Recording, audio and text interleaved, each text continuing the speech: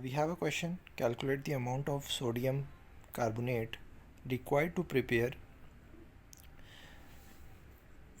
preparation of 250 ml of 5 ppm of sodium in 0.8 formal HCl.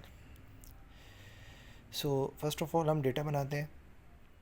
आपके पास given क्या है, concentration given है ppm में किस चीज़ की, सोडियम की, राइट. सो ये जो कंसंट्रेशन है ये सोडियम Na+ की है. अगर हम ppm की बात करें तो ppm बराबर होता है मिलीग्राम पर लीटर के. और आपने फाइंड क्या करना है, we have to find calculate amount of sodium carbonate. हमें सोडियम कार्बोनेट का अमाउंट फाइंड करना है. सो यहाँ पे हम जो मेथड यूज़ करेंगे वो मेथड यूज़ करेंगे डायमेंशन एनालिसिस का. ठीक है, कि डायमेंशंस को आप इक्वल बना लेंगे और हमारे पास फाइनली सोडियम कार्बोनेट आना चाहिए और यहाँ पे मास आना चाहिए. It's mean that gram and sodium carbonate remaining रहना चाहिए, बाकी सारी चीज़ें कैंसिल आउट हो जानी चाहिए. So starting from the 5 milligram पर लीटर. 5 मिलीग्राम पर लीटर किसके हैं, सोडियम पॉजिटिव के हैं. ओके, सो किस में है, 25 ml में है, 25.0. It is a 25.0 not 250. So 25.0 ml में आपके पास ये मौजूद है. सो फर्स्ट ऑफ ऑल अगर हमें सोडियम को ख़त्म करना है तो उसके लिए एक मेथड ये यूज़ होता है कि जिस चीज़ का आपने फाइंड करना है, जिस चीज़ में इसको लेके जाना है, उसकी और सोडियम की इक्वेशन हमें पता होनी चाहिए, राइट. सो यहाँ पे हमें मोल रेशो पता होता है. Na2CO3 का मोल रेशो लगता है किसके साथ, I repeat again, Na2CO3 mole ratio Na positive, ये मोल रेशो होता है 1:2 का. तो यहाँ पे आपने क्या करना है, मॉलिक्यूलर मास निकालना है किसका, सोडियम क्लोराइड का, ठीक है, सोडियम कार्बोनेट का, सॉरी, Na2CO3 का.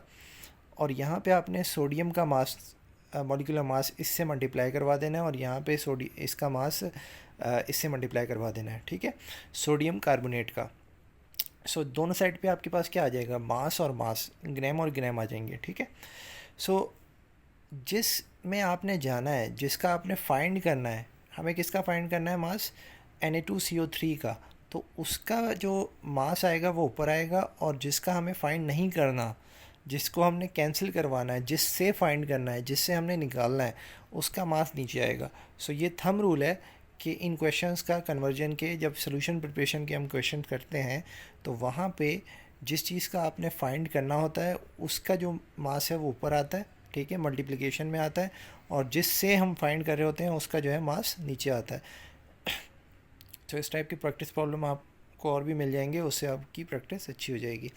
ओके, सो Na2CO3 का अगर आप मॉलिक्यूलर मास निकालें तो वो आता है 106, और अगर सोडियम कार्बोनेट को, सोडियम को 2 से मल्टीप्लाई करवाएं तो वो आता है 46.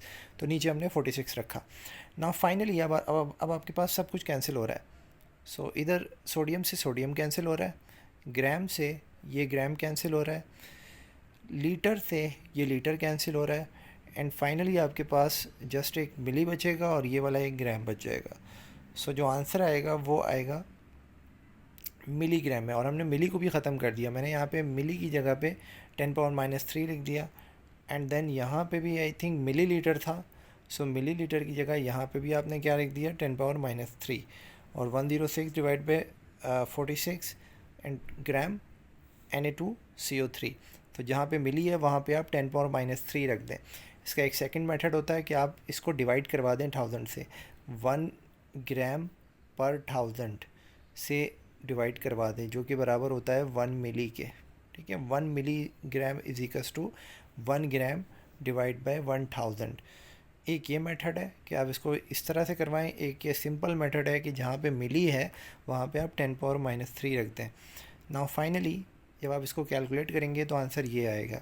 इस आंसर को मैंने अगर मिली में कन्वर्ट करना है तो 1 डेसिमल अगर मैं इधर ले जाऊँ तो जो पावर है वो -4 से -3 हो जाएगी, और -3 जब हो जाएगी तो मैं इसके साथ लिख सकता हूँ मिलीग्राम Na2CO3. तो this is the amount of Na2CO3.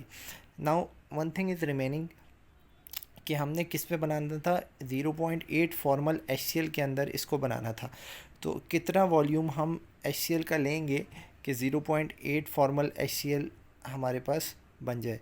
तो जो स्टॉक सोल्यूशन होता है लैब में, उसका जो उसकी जो कंसनट्रेशन होती है वो होती है 11.7 फॉर्मल.